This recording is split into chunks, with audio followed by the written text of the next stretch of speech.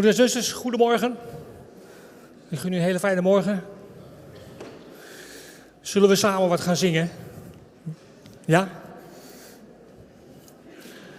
Zullen we beginnen met liednummer 101? Gaan we samen een tempel bouwen. 101.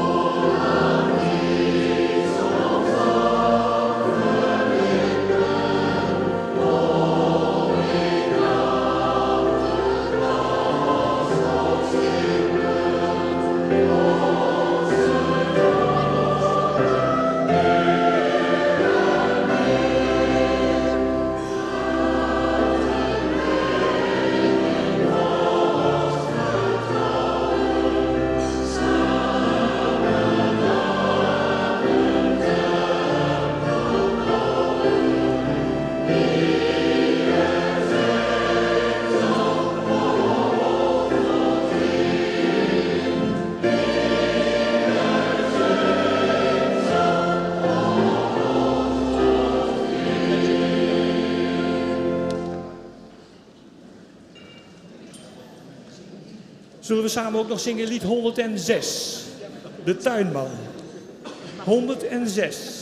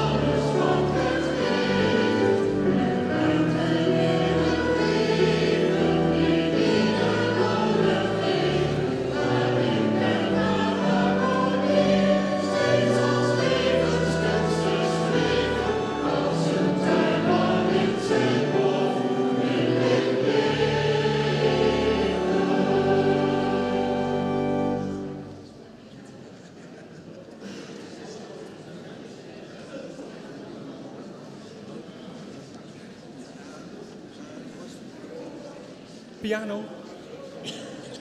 Broeder Jansen gaat even. Alsjeblieft, broeder Jansen. Zullen we er even naar gaan luisteren, broeders en zus?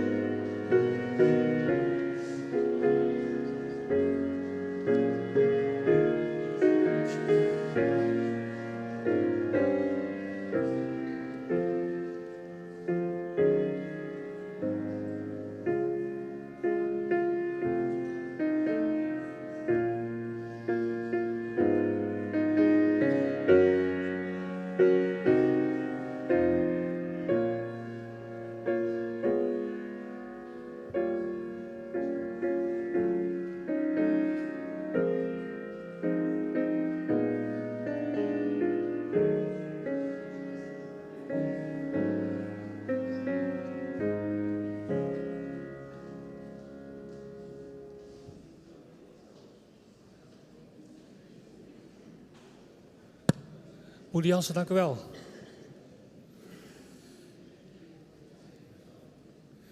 Lied 121, alstublieft. Bewust leven, 121.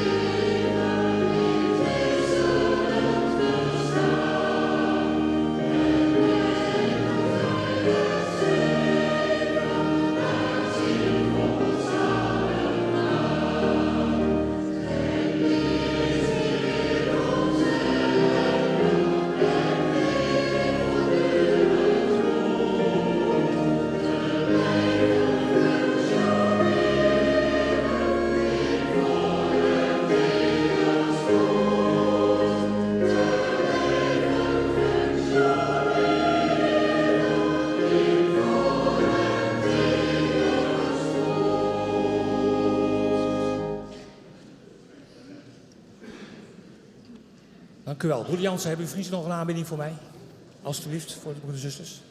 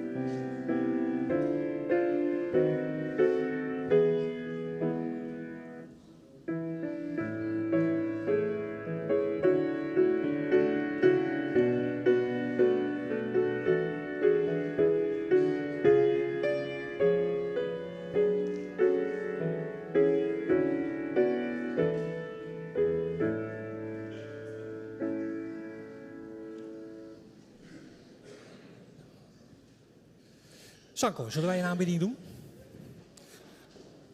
Lied nummer 21, Als de liefde komt.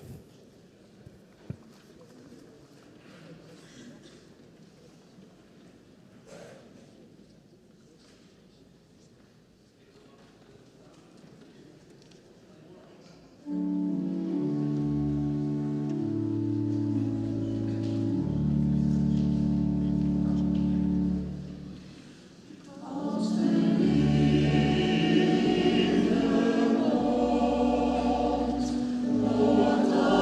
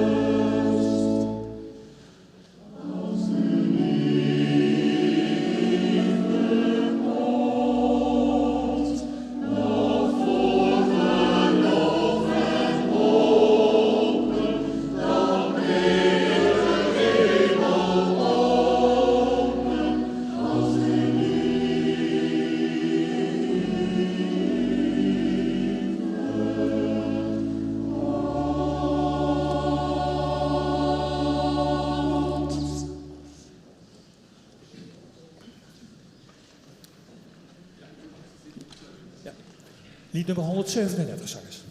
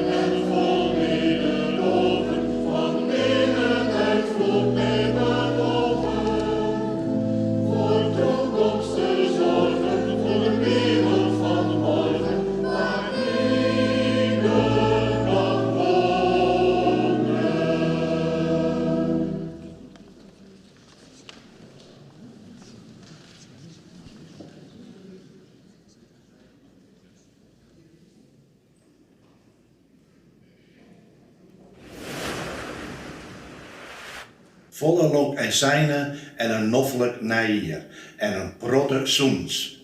Groetnis uit Friesland, het mooiste land van Ierde.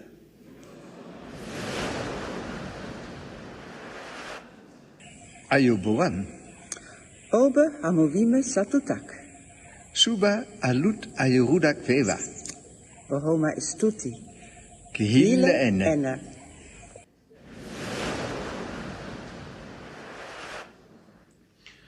Lieve broeders en zusters, vanuit het prachtige Rotterdam wens ik u een heel goed en gelukkig nieuwjaar toe. En bij een nieuwjaar kan natuurlijk maar één slogan het beste passen en dat is natuurlijk hand in hand kameraden, samen staan we sterk. We steken de schouders eronder en we gaan.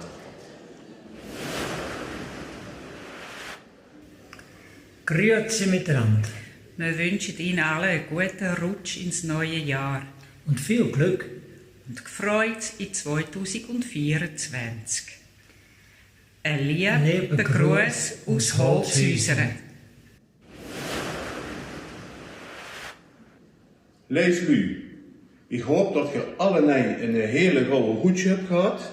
En ik wens je voor het nieuwe jaar heel veel plezier, gezondheid en ook heel veel liefde.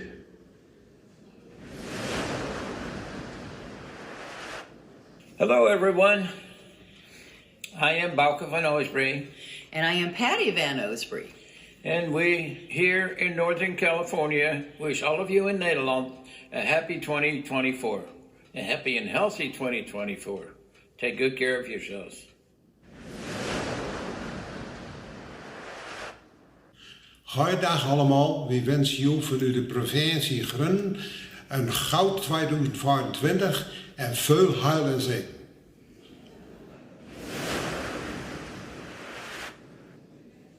Nytårshilsen fra Karin og Theo i Danmark. I ønskes et godt nytår, samt et sundt og fredfyldt 2024. Vi håber, det nye år bliver fyldt med kærlighed, lykke og masser af hygge. Og vores nytårsforsæt er, vi vil gerne være der for alle omkring os. Godt nytår! Lieve mensen, de beste wensen, vuile heil en zegen in het nieuwe jaar. Groeten uit de mooie Achterhoek. G'day, that's what we say here. Happy New Year, everybody. Also in Holland, you guys, and we are joining you also in the meeting. Happy New Year from us here in Mandurah. Happy New Year from Mandurah. We're part of the Perth Society, but we're part of the whole Apostolic Society. Cheers, everybody. That's it, because it's a team effort, isn't it, mate? Cheers, everybody. And we'll zoom right in with you when you have the New Year's meeting. Happy New Year.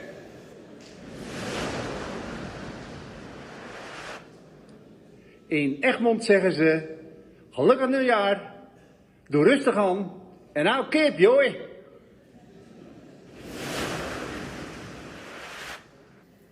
Er is niet vlocht. Oele van Oud Almelo die eerste 1,5 uur in Twents toe te spreken. Allereerst veel heil en zegen in het nieuwe jaar.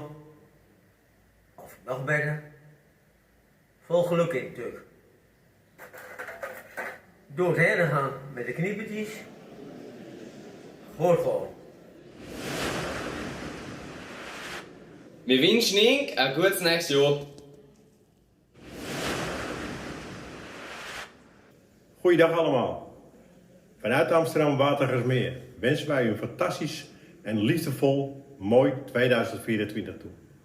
En mocht u nou eens in de buurt zijn van de Archimedesweg, kom gerust eens langs in ons mooie gebouw voor een lekker bakje luid. Marcel!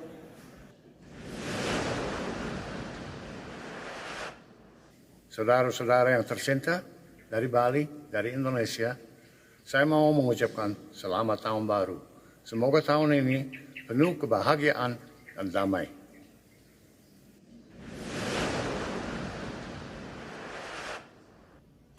Een heel mooi, gelukkig, gezond 2024 gewenst.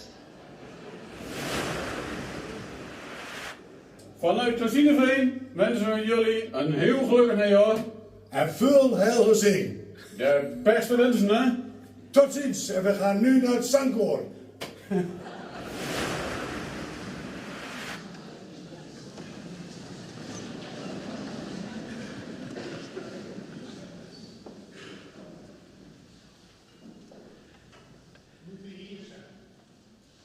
Nu we hier zijn, in onze wijde wereld, met onze vermogens, onze zwaktes, onze twijfels, onze angsten, onze dromen, onze hoop, verlangend, vrezend, juichend, meezingend in de zee van stemmen die nooit zal verstommen. Laten we geloven. Laten we geloven, met de moed om onze wereld te vormen tot een thuis voor een ieder van ons. Want we zijn één. Laten we geloven met de moed om de wereld te geven wie we zijn. Te scheppen vanuit de kracht die ons heeft voortgebracht. Laten we geloven. Geloven met de moed om lief te hebben. Steeds opnieuw. Laten we elkaar omhelzen met onze gedachten. Want wij zijn één. Laten we geloven in die kracht. In die wereld. En in ons. In ieder van ons. Want die wereld, dat zijn wij. Heel hartelijk welkom, allen, hier aanwezig en thuis met ons verbonden. Laten we er samen een goed jaar van maken. En ik weet niet precies wat goed is. En in deze wereld en in onze leven zal niet alles goed zijn. Maar laten wij er veel goeds aan toevoegen. Een heel mooi nieuw jaar gewenst. Zeker. Dank u wel. Namens ons beiden, namens elkaar. En we gaan het mooi maken. En wat fijn dat jullie er zijn. Neemt u plaats.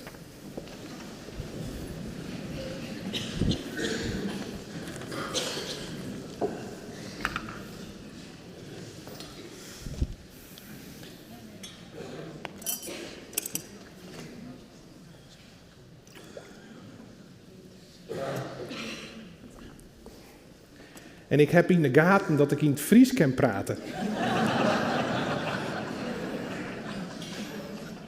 We zijn multicultureel. We gaan over de wereld.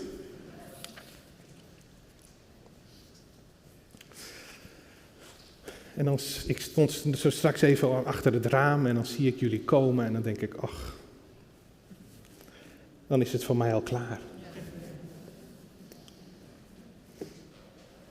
Mensen van goede wil, die het ook allemaal niet precies weten, maar elkaar opzoeken om het goede te doen in deze wereld.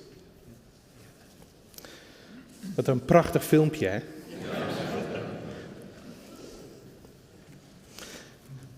En toen ik broeder Tony Tribbik en broeder Jannes Kleiman in Perth, waar het stikheet is op dit moment, in een korte broek zag toosten. En ik zag broeder Tribbik zeggen van we are part of the Perth community. En terwijl hij het zei, corrigeerde hij zichzelf. Nee, we are part of the Apostolic Society. En Jannes die zei daarachter, because it's a team effort, isn't it? It's a team effort. Ik voel het meer dan ooit, dat we een apostolic society met elkaar zijn. Een apostolische beweging. En wat zou Jannes nou met iets bedoelen? Wat is nou het? Wat is nou die beweging?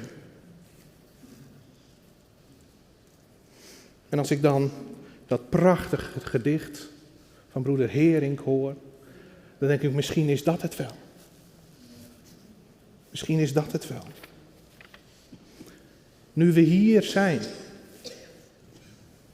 nu we hier deze aarde bewonen, voel ik het nog? Zie ik het nog?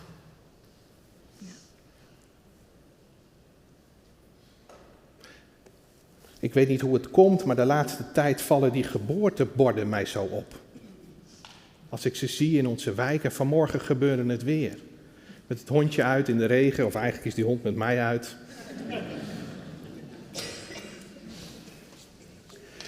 En daar zag ik Fenne geboren.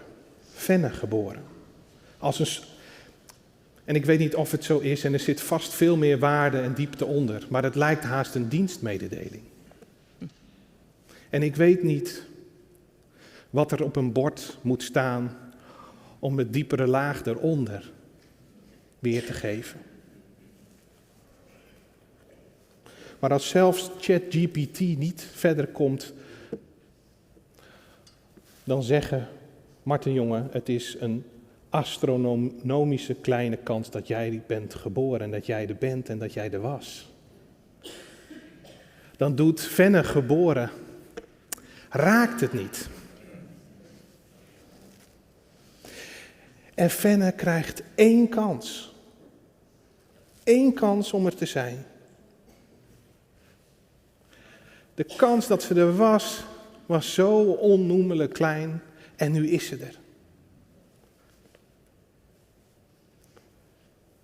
En elke keer als ik nu een bord zie bij ons in de wijk met zo'n woord, met zo'n prachtig nieuwe naam, dan probeer ik daarbij stil te staan. Dan kleur ik het bord voor mezelf wel in. Omdat het een godswonder is dat Fenne er is. Met alles. Met haar hoop, met haar talenten, met haar kansen, met haar worsteling, met haar pijn. Vrezend, juichend. Met alles. En laten we geloven met de moed om onze wereld te vormen tot een thuis voor iedereen. Samen. In de breedste zin van het woord.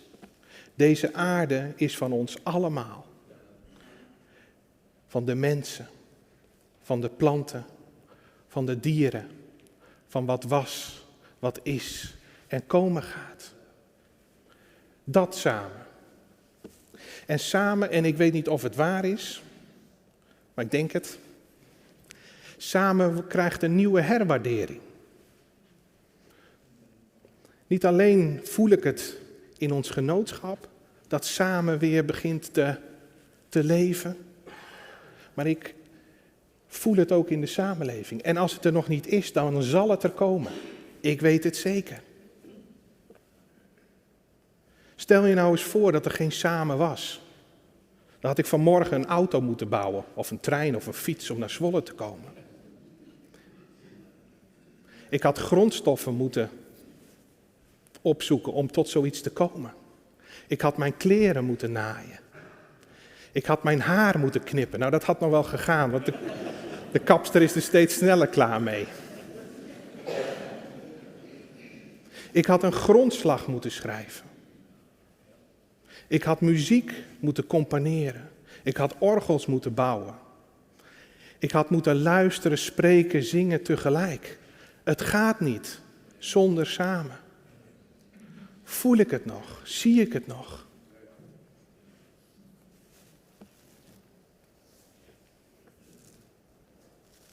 We hebben maar één aarde. We hebben er maar één. Een beetje bescheidenheid van ons mensen past ons wel.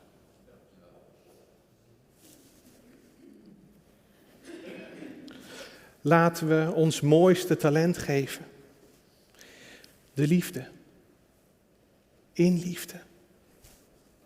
Laten we elkaar omhelzen met onze gedachten. Laat het edel zijn en goed.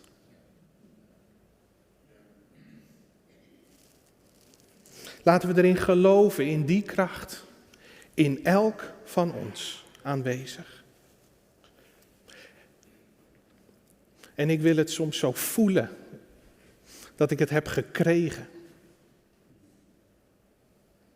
Ik heb het nodig om me te realiseren dat niet alles om Marten van der Wal draait, maar wel met mij.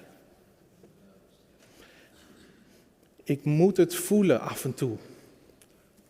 Dat ik onderdeel ben van iets wat de mensenmaat te boven gaat. En als ik het voel, dan word ik bescheiden. En dan weet ik niet precies hoe ik woorden geef aan die gevoelens en wil ik het misschien soms alleen maar bezingen. Zangers.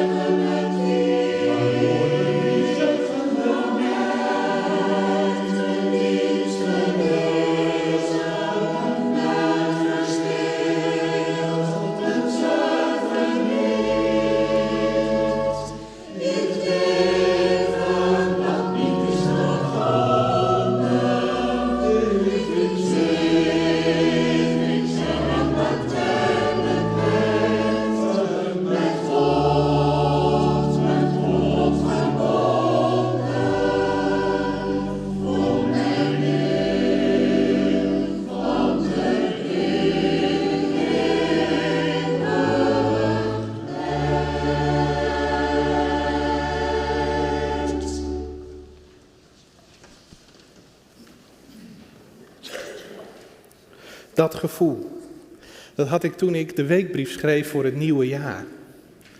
En het moest een jaarthema en weet ik wat allemaal. En het was 18 december. En op een of andere manier nodigde ChatGPT mij uit. We hebben met de kring daar onlangs eens ons in verdiept. Iemand er is ons wat over verteld. Je moet wel ongeveer weten waar je het over hebt. Hè?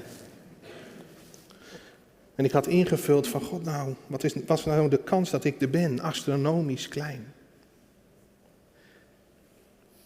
En heel af en toe dan voel je het, hè. En toen dacht ik, maar waar heb ik dat nou aan te danken? Waar heb ik dat nou aan te danken? Mijn eerste gedachten gingen uit naar mijn vader en moeder. En natuurlijk hebben die daar een rol in gespeeld. En thuis kwamen we er van de week achter dat zonder mijn vader mijn dochter er niet was geweest.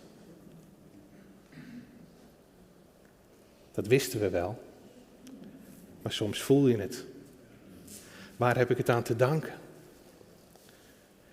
En als je het dan al weet, aan wie of wat draag je die dank dan op? Bij mensen, dan weet ik het wel. Per 1 januari zijn plastic bekers verboden, hè? Of zoiets. En is de bedoeling dat je je eigen beker meeneemt. Nou, daarom heb ik hem niet meegenomen. Een van de mooie geschenken die ik heb gekregen van broeder Wiegman, is dat hij mij kennis heeft laten maken met een hele bijzondere broeder voor mij. Broeder Wouter Eikhoff. Uit de gemeenschap Zeist, Nieuwegein. Broeder Wouter Eikhoff is 53 jaar. En heel af en toe dan spreek ik hem. Dat deden jullie ook. En jullie, dan denk ik aan u en broeder Riemers. En dan hebben we samen de weekbrief bij de hand, want hij vindt heel veel woorden heel ingewikkeld. En dan gaan we met elkaar op zoek naar andere taal en andere woorden. En zo zat ik van de week met hem met mijn telefoon uit te leggen wat ChatGPT nou eigenlijk is. En ik zei tegen hem, ChatGPT weet alles.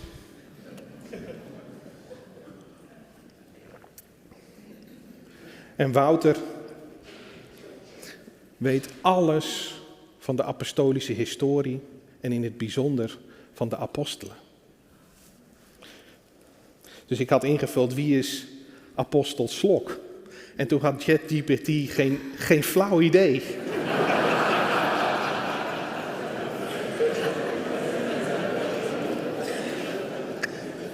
Ja, daar zat hij dan. Maar daarom heb ik hem niet meegenomen. Wouter die werkt al 15 jaar op een sociale werkplaats. En daar gebruikt hij zijn talent om van allerlei dingen iets persoonlijks te maken. Van een muismat, daar kan hij iets ontwerpen dat daar een taal aangegeven wordt, dat er iets op komt te staan. En dat kan hij ook van bekers. En hij had speciaal voor mij een beker gemaakt. Met het apostolische embleem. En u kunt het niet zien. Maar de fakkel, dat is de fakkel die onlangs in de weekbrief stond. Met al onze levensregelen, levenswijsheden. En dan word ik zacht van binnen. En dan weet ik wie ik moet danken.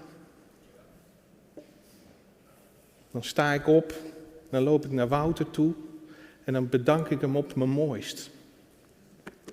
En het gekke is dan ook dat ik graag iets terug wil doen. Dus ik ga deze zomer naar de sociale werkplaats.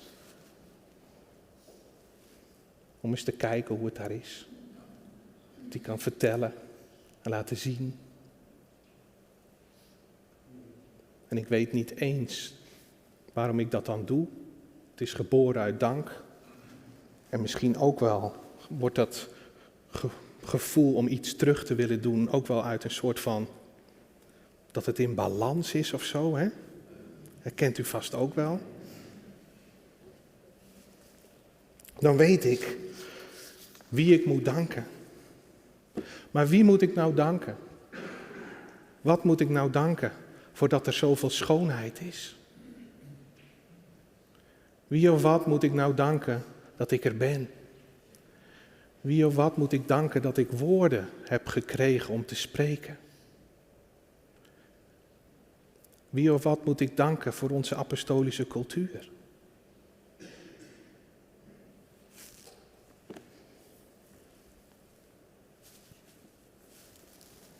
En als er dan geen iemand is, hoe uit je dan die dankbaarheid? Het houdt me zo bezig.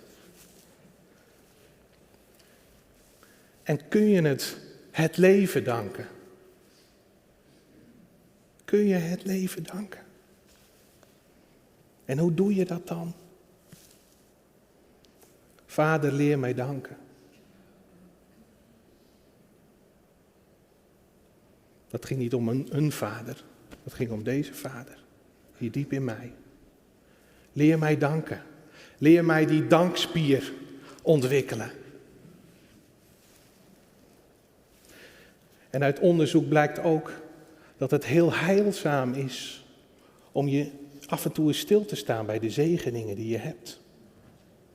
Wil ik daar nog in oefenen?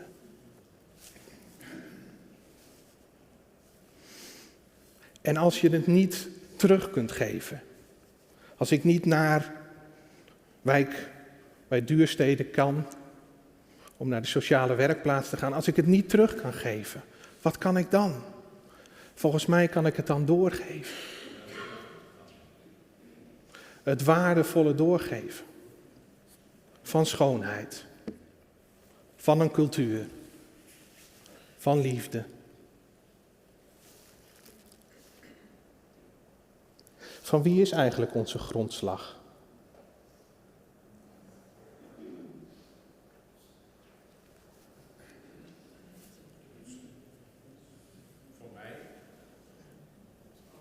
Van ons allemaal.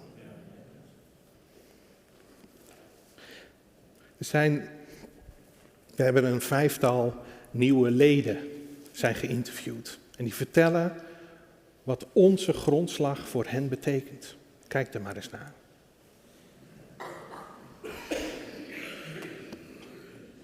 En hier heb ik heel wat momentjes gestaan om te genieten van de muziek die ik daar hoorde. Dus ja, hier is het eigenlijk begonnen, hier op het tuinpad.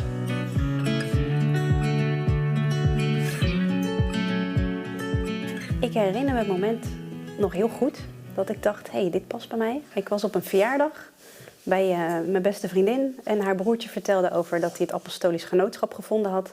En het klonk eigenlijk wel heel goed, dus ik ben dat op internet gaan opzoeken. En eigenlijk dat stukje over wie wij zijn, waar we voor staan, dat sprak me in alles aan. De zoektocht naar wat bij mij past heeft wel een paar jaar geduurd. Ik merkte uit de kerk waar ik vandaan kwam dat het niet meer paste.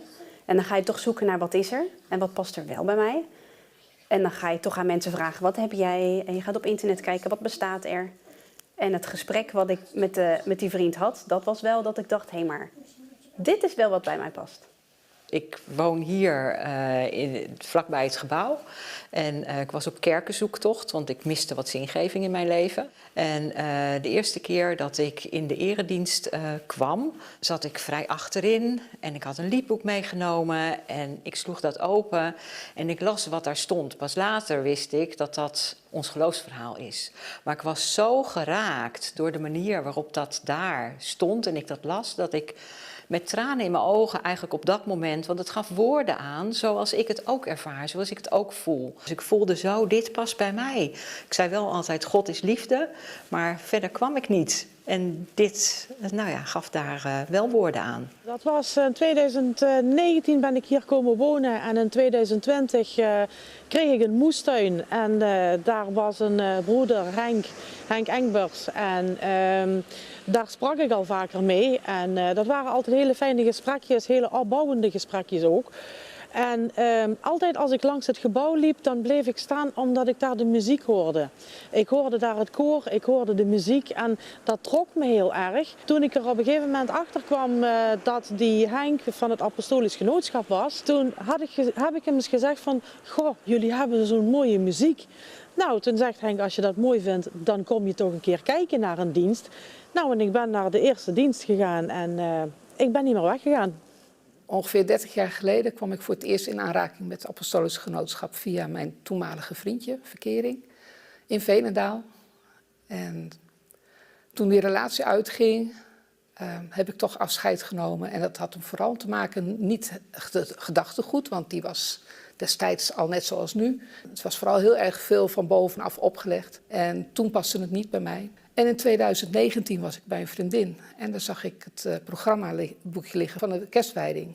Maar ik wist niet dat zij apostolisch was inmiddels. Dus wij raakten in gesprek. Toen dacht ik moet maar eens kijken. Dus toen ben ik inderdaad hier in Horen, waar we nu ook zitten, ben ik naar de kerstwijding gegaan. En vervolgens de eerste dienst van het nieuwe jaar.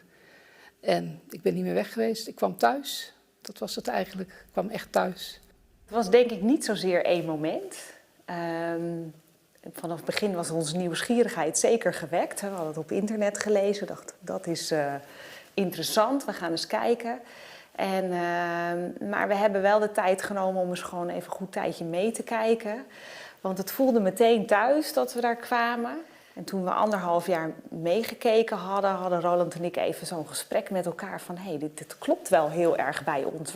We twijfelen eigenlijk nog steeds aan niks. En toen ging het allemaal heel snel. Daarna kwam broeder Marten van der Wal en was er een hele mooie dienst. Daar werden we meteen geconfirmeerd. Dus ja, zo ging dat eigenlijk, zo groeiden we er eigenlijk in. Ja.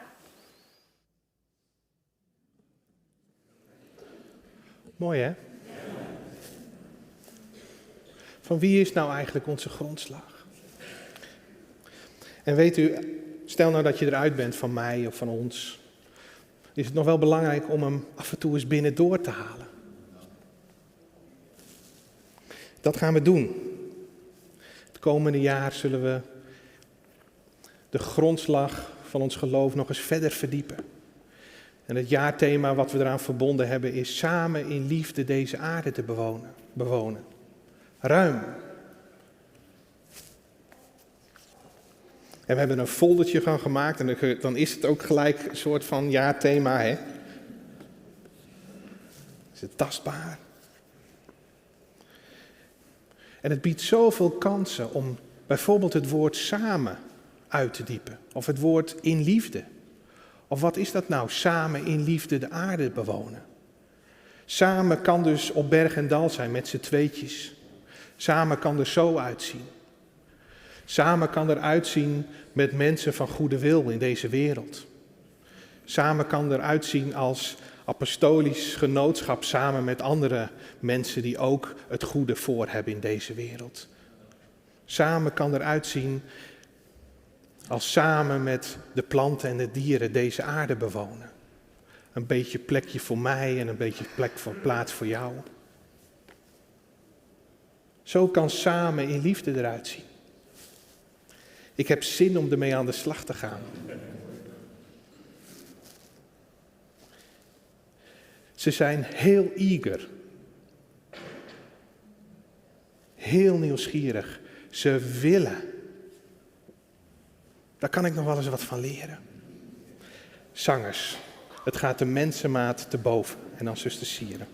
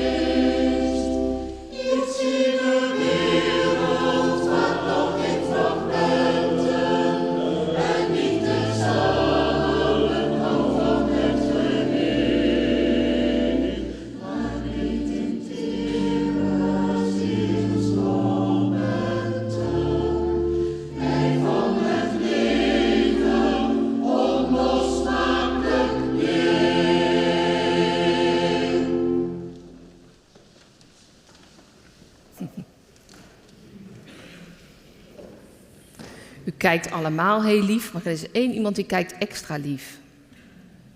Moeder Wiegman. Die zit echt vanaf die balkon zo toe te stralen, zeg maar. Ja.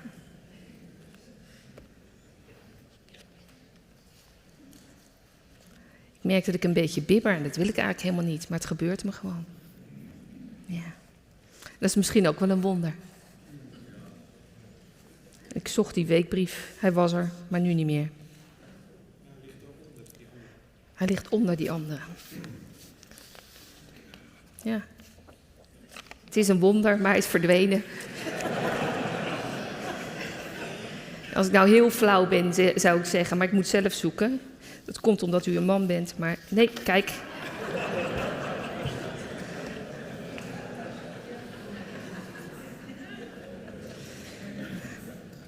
Ja. Ik was wel helemaal in de dienst. Ik dacht, oh ja. En u zingt in dat lied, wat ik al zo vaak heb gehoord.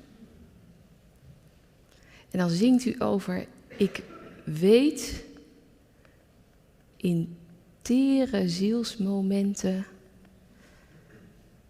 mij van het leven onlosmakelijk deel. Ik heb toch heel vaak het niet eens gehoord.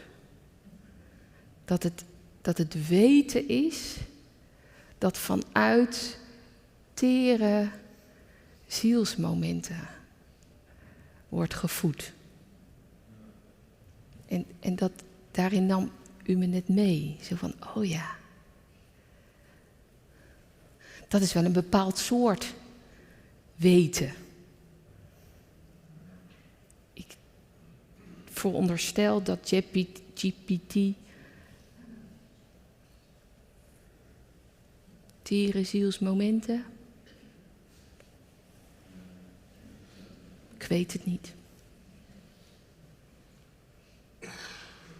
Toen ik vanmorgen opstond, toen stond natuurlijk in ons geval, daar komt hij weer. Er zijn er heel wat diensten zijn geweest die daar vroege vogels aan. Ik denk dat zij mogen zich verheugen in de grote scharen van apostolische luisteraars.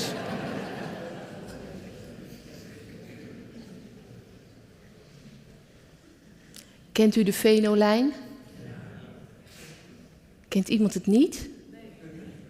Je hebt geen idee. Zuster Suzanne weet het niet. Wie wil het even uitleggen? Oh, 2 zusters die het niet weten. Wie van u kan het even uitleggen wat de Venolijn is?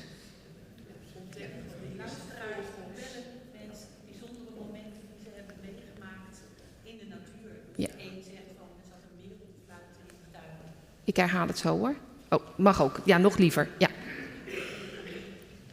Zuster Kranenburg legt het even uit. Wat is de Venolijn? Er zijn luisteraars die bellen dan met berichtjes dat ze iets bijzonders wat hun is opgevallen hebben meegemaakt.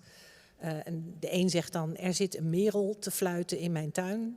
En de ander zegt van, ik heb een vlinder met een ingewikkelde Latijnse naam, noemen ze dan ook. Daar heb ik de rupsen van gezien. Dus allemaal momentjes die door gewone mensen zijn doorgebeld. Ja. Die ze zijn opgevallen in de natuur. Ja, dank. Wat een mooie uitleg. Dat is de Venolijn. Fenomenen met elkaar delen.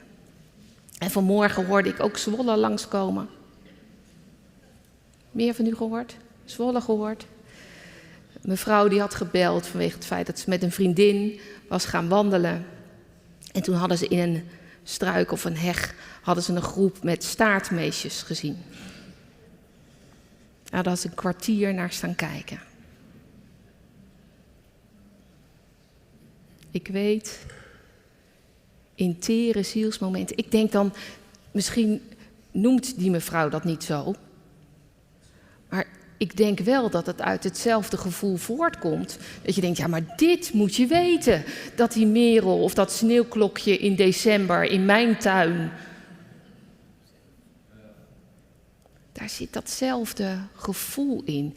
En door wat u zei, dacht ik, ja, het betekent dus dat je moet... Zo'n venolijn is een voorbeeld van goed kijken.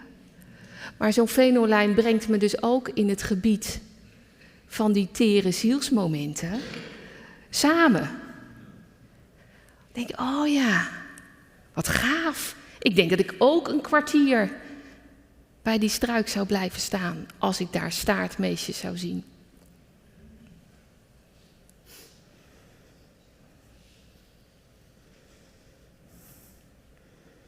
Je kunt het allemaal als vanzelfsprekend beschouwen. Maar je kunt het ook als een wonder zien.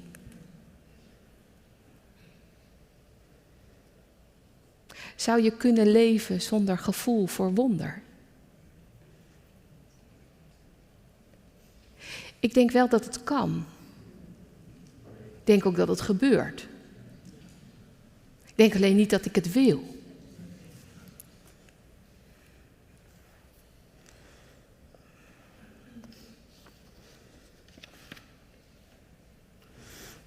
En Abel Herzberg, dat bekende gedicht, die zegt dat sommige dingen ook onnoembaar moeten blijven. Er staat niet zo heel vaak moeten in de weekbrief. Maar ik had het nagezocht en hij zei, sommige dingen moeten onbenoembaar blijven. Omdat als je het te veel A keer B is C of zo, dat is het. Ik geloof niet dat dat... En dan verwoordt hij het zo mooi. Al door het zeggen van het woord deelt men. Scheidt men en schendt het alomvattende dat men niet kent. Dat ik aanwezig weet of alleen maar vermoed. Dat ik niet uitspreken kan en toch uitspreken moet. Dat mij beheerst en me tot luisteren gebiedt. En als ik zoek en luister, dan vind ik de weekbrief over wonder niet. Eén troost blijft. Er is in ieder woord een woord dat tot het onuitspreekbare behoort. Er is in ieder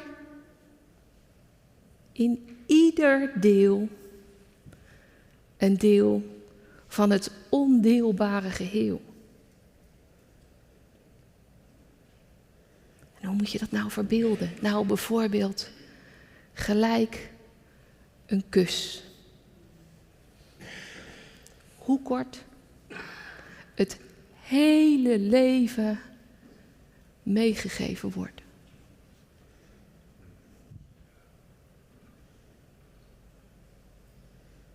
Ik vind het ook zo teer gevonden dat je het dan over een kus hebt. Omdat dat ook nog symbolisch is voor allerlei soorten kussen. Van klapzoen tot passie, tot die laatste kus voordat iemand sterft, tot eentje op je knie, tot het hele leven meegegeven wordt in die tere zielsmomenten waarin je dan wonder ervaart.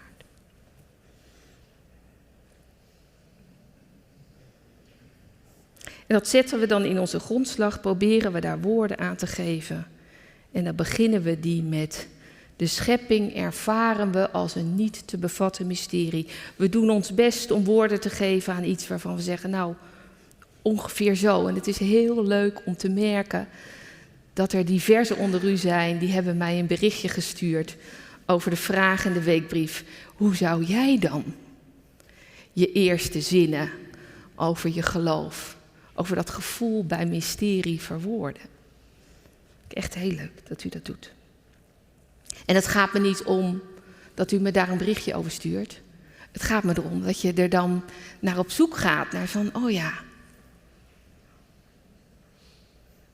De schepping ervaren we als een niet te bevatten mysterie dat ons met ontzag vervult. We beseffen, whatever that may be, we beseffen dat alle leven een eindig deel is van een oneindig deel, ondeelbaar geheel. Vincent Ike, u kent hem wellicht, die zegt we kunnen het meeste helemaal niet. We kunnen het überhaupt niet bevatten. Nou, gelukkig dan maar. Zou u erover willen zingen in het lied Almacht?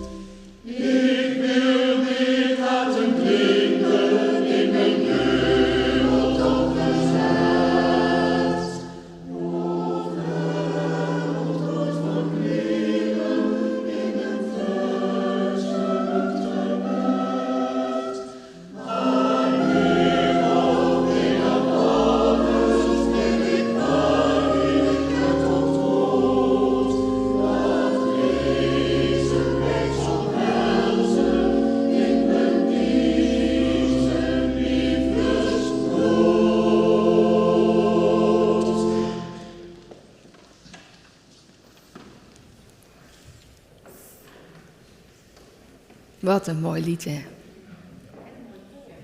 Wat een prachtig koor. Dank u wel, zuster Suzanne. Ja. Voel je het? Dankbaarheid, dat u er bent. Het helpt zo, hè? Zo'n vertrouwd lied.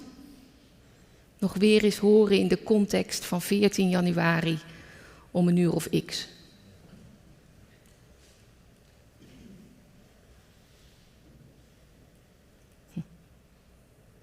Almacht. Het is een prachtig lied.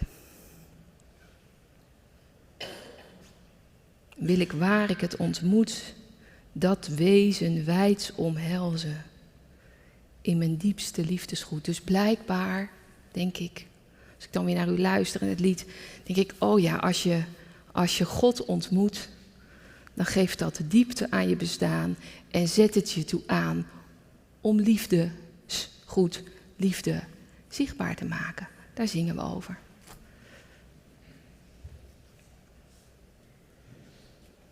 Maar volgens mij, want we kiezen ook voor hoogste majesteit.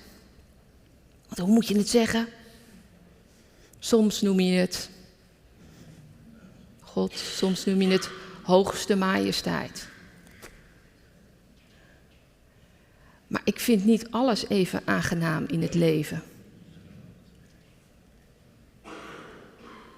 Het leven is ook rukzichtloos. Het leven kan knap ingewikkeld zijn.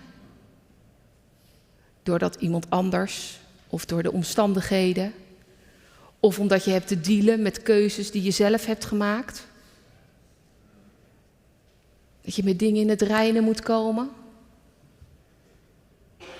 Dus misschien mist dit lied wel een bepaalde dimensie. Het wezen wijds omhelzen met mijn diepste liefste goed. Nou, soms vind ik dat een beetje ploeteren. U kent hem nog wel.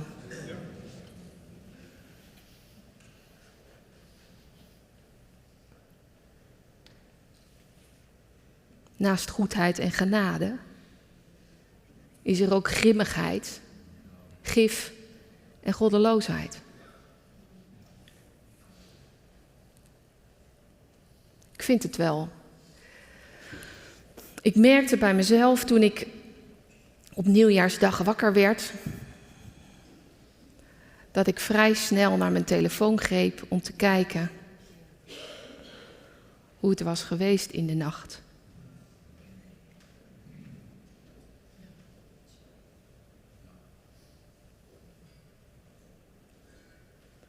Dat er mensen zijn die bivakmutsen kopen. Dat is geen toeval. Dat er mensen zijn die bivakmutsen kopen om zo onzichtbaar of onherkenbaar, laten we het zeggen, hulpverleners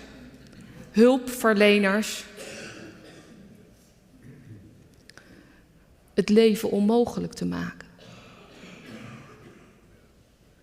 Het wezen wijds omhelzen met je warme liefdesgoed. Of er nog iets te doen is.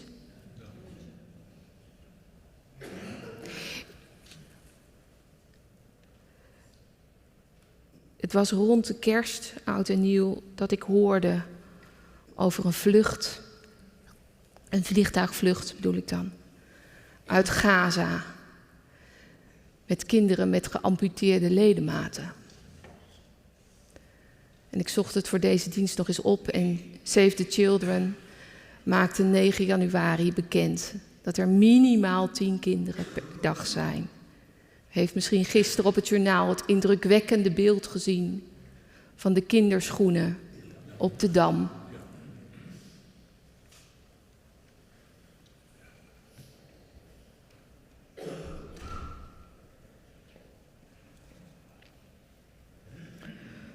Dus in die almacht, in het samenbouwen in liefde aan een bewoonbare wereld, is er nog wel wat te doen.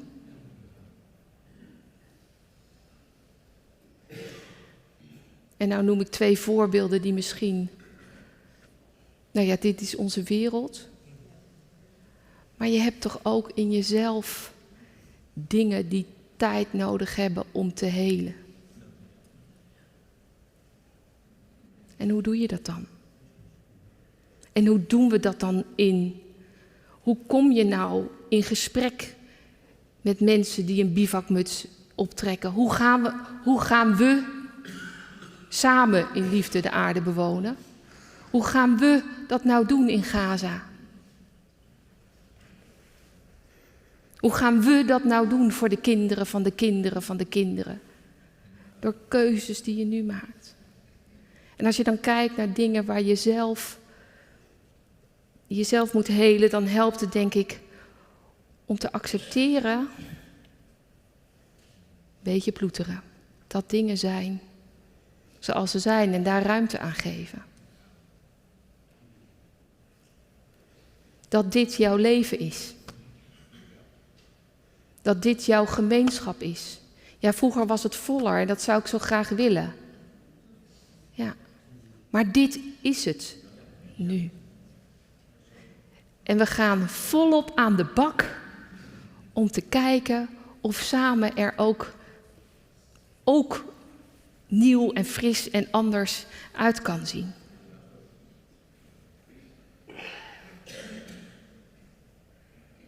Ik denk dat het ook helpt om soms een beetje uit te zoomen.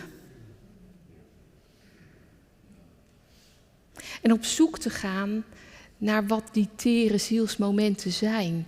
Want dat weet je op een gegeven moment wel voor jezelf. Dat als je een uurtje gaat wandelen, dat je de kans hebt. Weet u nog van dat herderstasje? Dat is natuurlijk symboliek. Zie je het herderstasje nog onder de heg? Dit is geen beker. Dit is zo'n herderstasje. Dus zoeken naar wat jou kan raken om bij dat gevoel te komen van er is en blijft hoop in mij. Ja.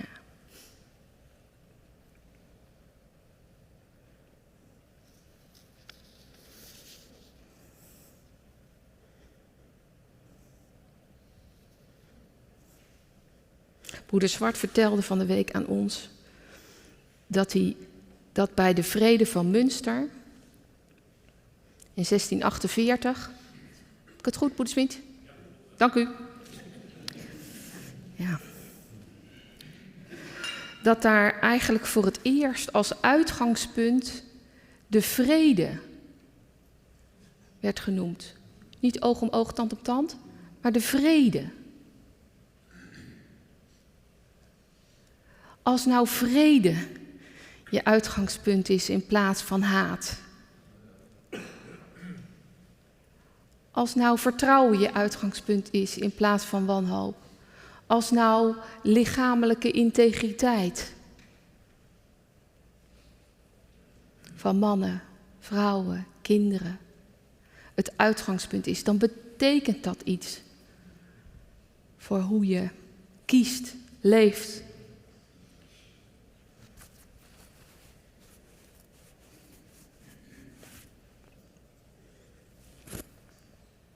En ik geloof erin, want ik ervaar het zelf, en volgens mij u ook, dat het dan helpt om een geloof te hebben dat daarvan uitgaat.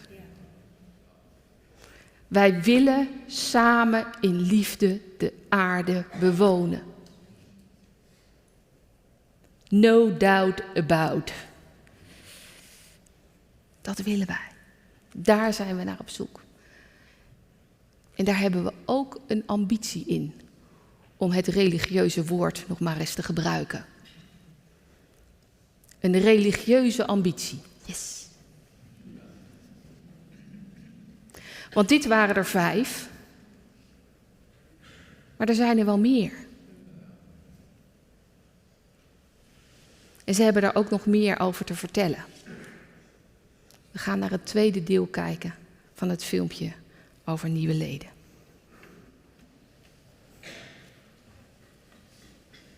Ja, voor mij is apostolisch zijn toch de kern. Dat de liefde in mij werkzaam is. Dus het niet buiten jezelf leggen, maar in jezelf. En vanuit jezelf dus kunnen handelen naar anderen en naar de wereld om je heen. Dat vind ik heel erg mooi. En dat vind ik echt de essentie van apostolisch zijn. Wij hebben een keer een dienst gehad met een broeder die vertelde dat voor hem het boeddhisme een mooie aanvulling was op zijn apostolisch zijn. En dat heeft me zo diep geraakt, daar was ik zo van onder de indruk.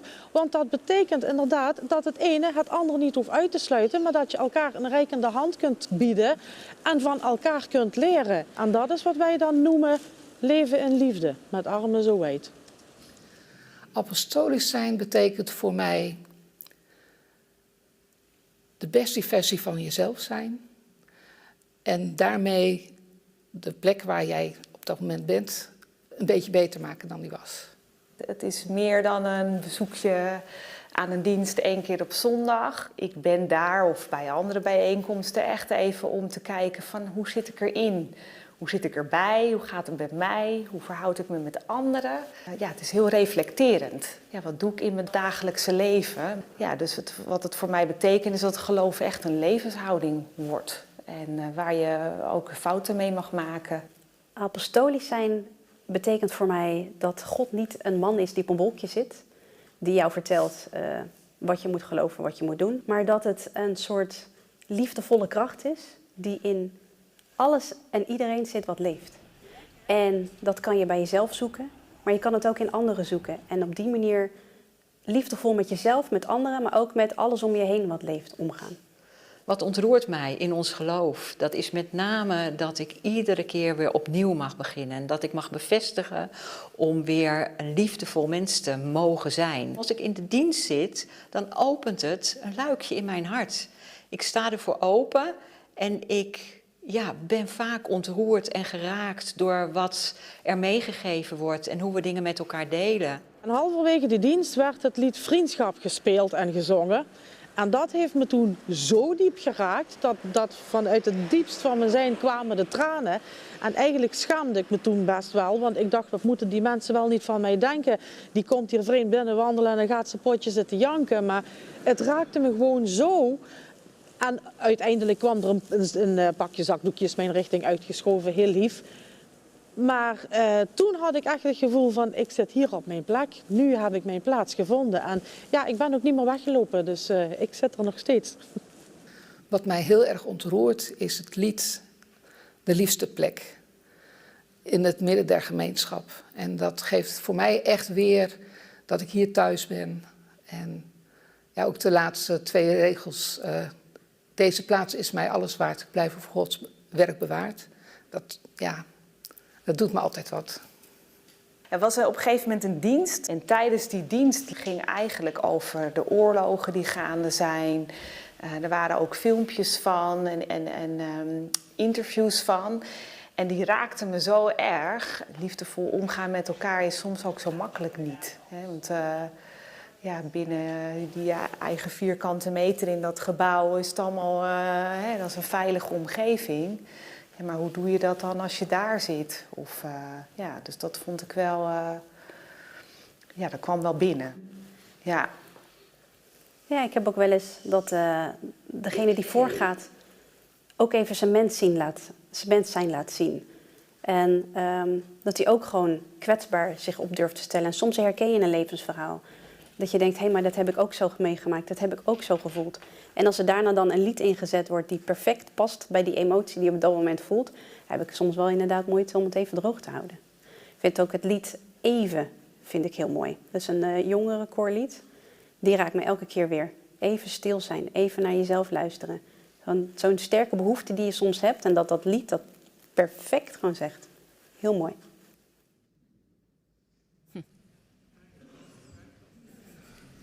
Wat zegt u? Rijkdom, zegt zuster Milker. Wat denkt u als u het ziet? Wat valt u op? Trots? En waar bent u dan trots op? Ja.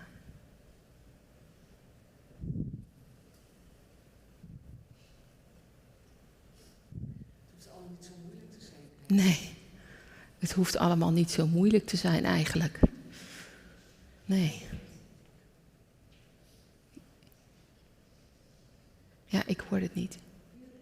Puurheid, ja. Ja. Dat veel vanzelfsprekend is voor mij. Ja. Dat veel vanzelfsprekend is voor u, zegt u. Ja. Als je dat dan hoort, denk je, oh ja. Als je dit dan hoort, denk je, oh ja.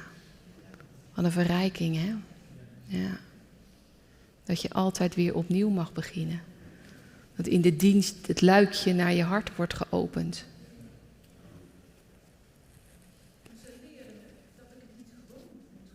Ja. Ja. Ja. Dat je ervan kunt leren dat je het niet gewoon moet gaan vinden. En dat je daardoor ook anders kijkt. En dat is dus ook een kans. Dat als die deuren in je hart en die voordeuren van gebouwen opengaan. Die website uitnodigt om te kijken. Ik woon in Ede. Hoe laat is het eigenlijk dienst in Ede? Oh, ze hebben er geen dienst, kom je achter als je voor de voordeur staat. En ik noem geen voorbeeld wat nog nooit is voorgekomen. Dus, nou ja. Samen. Samen, ook met nieuw. En dat geeft ook iets nieuws, want anders is het niet samen. Dan ga ik erover. Dan is dit onze grondslag. Nee, samen. En natuurlijk samen ook met een traditie. En samen met palingen. De weekbrief van volgende week. We hebben nog nooit een weekbrief over palingen gehad, maar...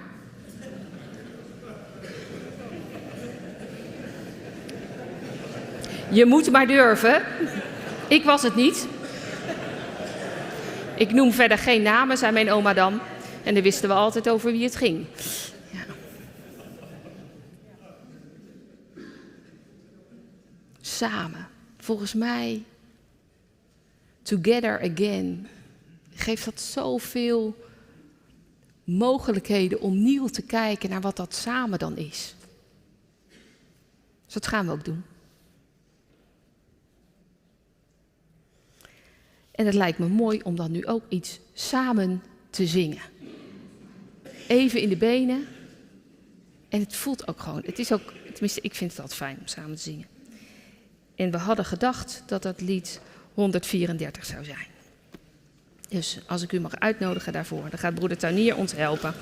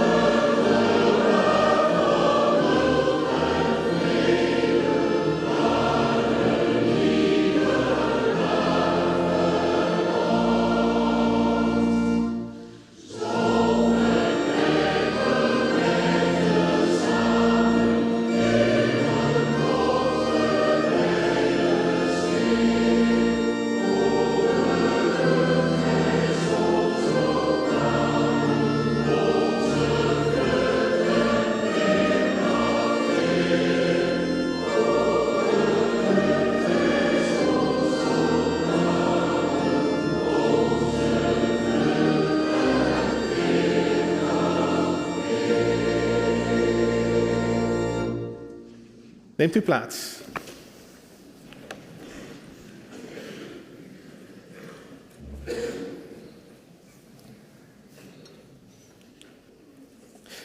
En volgens mij is dat wat wij zijn en doen zo eenvoudig. Wij creëren momenten en plekken waar we met elkaar zo'n plaats willen vormen. Wij maken er tijd voor in onze agenda. Soms met z'n tweetjes, soms met z'n 10, soms met 50, soms met 350. Soms online, soms al zingend, soms dansend.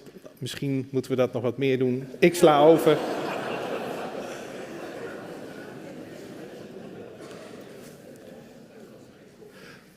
We creëren momenten en plekken waar het kan gebeuren. We beginnen dat soort samenkomsten vaak eventjes met... Zullen we elkaar nog eens vertellen waar we onderdeel van zijn? Even voelen. transcendentie ervaren. Om vervolgens, als je het voelt en van elkaar voelt, heel snel over te gaan. En wat betekent dit nou? Welke keuzes maak je? Wat laat je?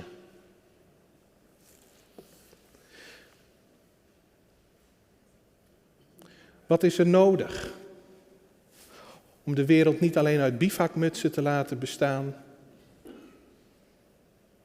maar ook uit mensen met een mooie glimlach? En daarin creëren we momenten waarin je met je worsteling en je uitdagingen en met je talenten mag oefenen en vallen en weer opstaan en mag twijfelen en het even niet mag weten en mag afkijken. Dat is wat we zijn. We hebben het best ingewikkeld gemaakt, hoor. Nergens voor nodig. In de kern is het heel eenvoudig. Plekken waar we elkaar vertellen dat je uitgenodigd bent door het leven om er vol te mogen zijn. En als wij met elkaar dat soort plekken willen vormen, niet alleen hier, maar ook aan de Reënbergerhout nummer 5, dat soort plekken willen vormen, dan zullen ze er zijn. Dan worden de bivakmutsen gelardeerd met dat soort prachtige mensen. En we zijn daarin niet uniek. Gelukkig niet. Want de zachte krachten zullen overwinnen. Nooit aan twijfelen. En ik wil u vragen of u mee wilt doen, als nooit tevoren, om zulk soort mensen te zijn. Het is in deze tijd nodig. De vraagstukken worden ingewikkelder, complexer en daardoor zullen er zachte krachten moeten zijn. En dat kunnen wij zijn. En we willen het zijn en daardoor is het het. Doen jullie mee?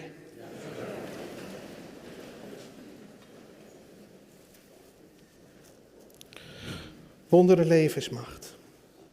Nu wij hier zijn, gekregen. Zonder woorden, soms voelen. Deel van iets groters met alles wat er is. Samen in liefde deze aarde, met zoveel schoonheid, maar ook nog zoveel werk te doen. Worden er mensen gevraagd. Mensen die het mooiste talent dat ze hebben, op dit moment dat zij in de tijd zijn, willen uitpakken. Daarmee de wereld, de schepping willen dienen met hun mooiste talent. En het is zo nodig in deze wereld, dat er mensen zijn die zeggen, kom maar op. Kom maar op. En het niet in het grootse en het spectaculaire zoeken, maar in de optelsom van al die kleine waterdruppelen. Schaart zoveel waarde en grootsheid. En dat gaat de wereld in. Het is de wereld ingegaan, het is er nu en het zal er moeten zijn. En nu ben ik er. Deze dag. En wat doe ik? En het voelt heel erg krachtig en samen dat er mensen zijn van goede wil die dat ook willen. En dat er ook mensen zijn geweest die hebben gedacht, en het gaat niet altijd als vanzelf. En soms heb je iets achter de rug, een week achter de rug, dat je denkt, gadverdarrie. Dan hoop ik ook dat dit een plek kan zijn om als nieuw naar de wereld te kijken. Naar jezelf te kijken, met mildheid misschien. Jezelf een nieuwe kans te gunnen. Een luikje te openen in je hart of in elkaars hart. Om jezelf weer echt een nieuwe kans te gunnen. Zo wil ik graag, als nooit tevoren, rondgaan. Met mezelf in gesprek. En het waardevolle doorgeven. Amen. Neemt u plaats.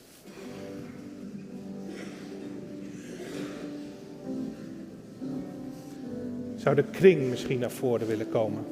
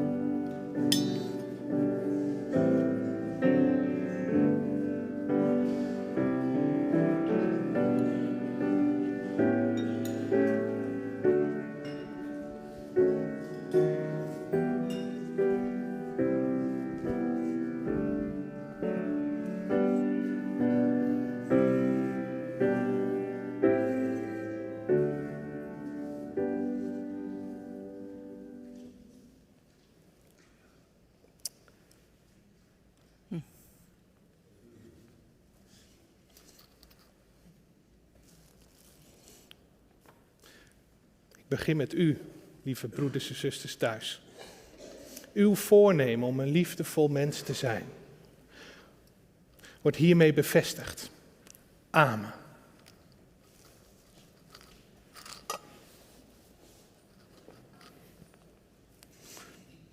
Uw voornemen om een liefdevol mens te zijn wordt hiermee bevestigd. Amen.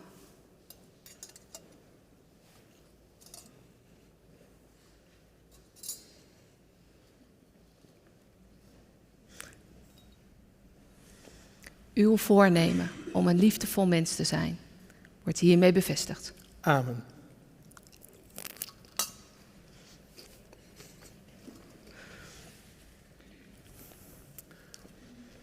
Het voelt zo goed samen. Ja. Ik hoop dat u dat ook ziet. En er zijn mensen geweest die daar geen moment aan getwijfeld hebben. Maar er zijn ook mensen geweest die hebben gedacht, ach, dat kan toch niet. Maar het kan wel. Het kan samen. Als jij nou die kant op gaat. Ja, dat doe ik. Dat doe ik. Zuster Milker, uw voornemen om een liefdevol mens te zijn. Uw voornemen om een liefdevol wordt mens te hiermee zijn. bevestigd. Hiermee bevestigd. Zuster van Driel, uw voornemen Uw voornemen om een liefdevol liefdevol mens te zijn. hiermee bevestigd.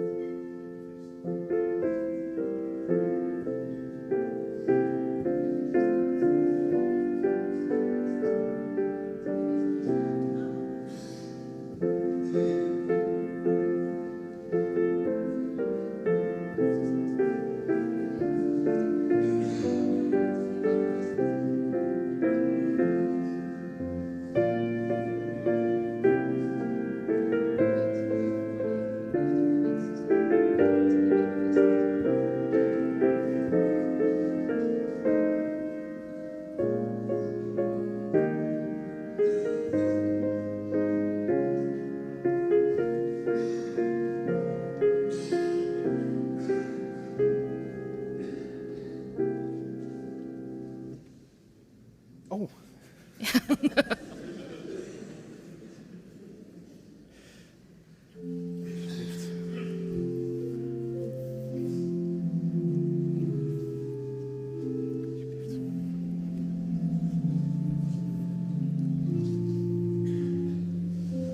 Zullen we ervoor gaan staan? Zullen we ervoor gaan staan? Ja.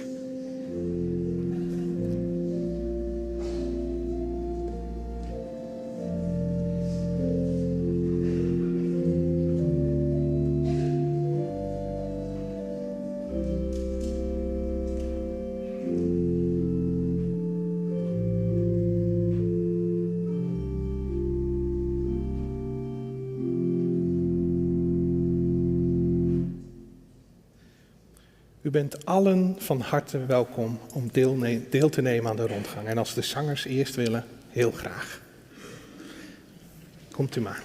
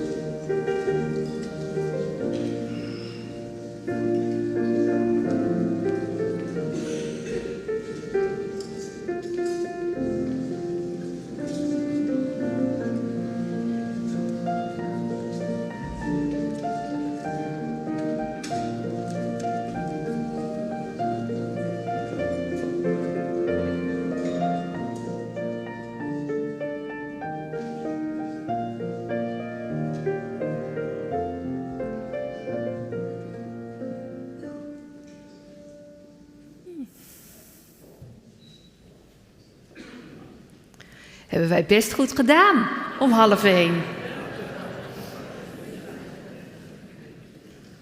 Nou ja, alsof de tijd de maatstaf is.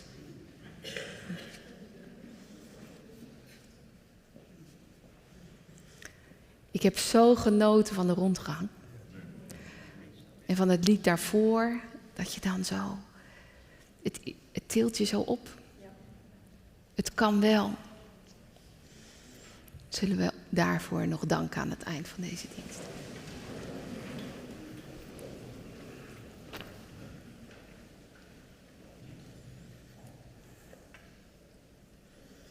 Wondere God, en dan ben ik eigenlijk wel blij dat ik die woorden kan zeggen, omdat ik eigenlijk niet weet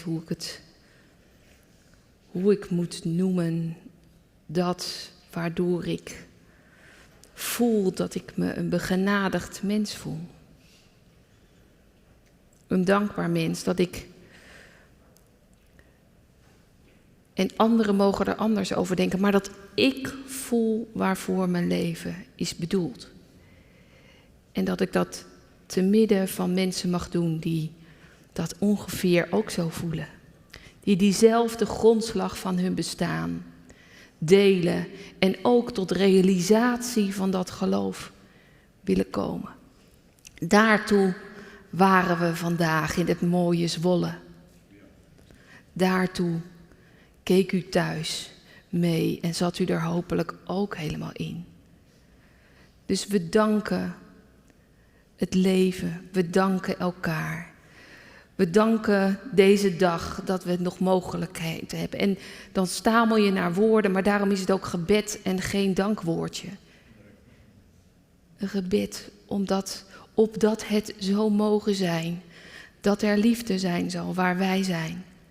Daar hebben we, dat was ons voornemen, of woorden of gevoelens van gelijke strekking tijdens de rondgang. En we gaan ermee aan het werk. En de wereld, mijn omgeving, zal weten dat ik er ben als liefdevol mens. Amen. Lieve gemeenschap Zwolle, wat fijn dat we hier mochten zijn. Wat fijn dat er zometeen nog een lunch is. Daar gaan we van genieten.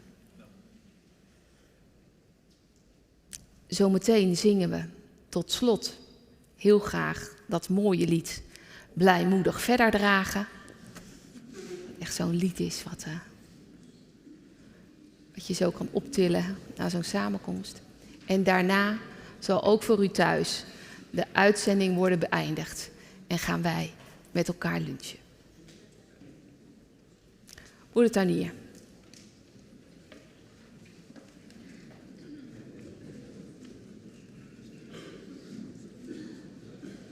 Dank u wel dat u er allemaal was.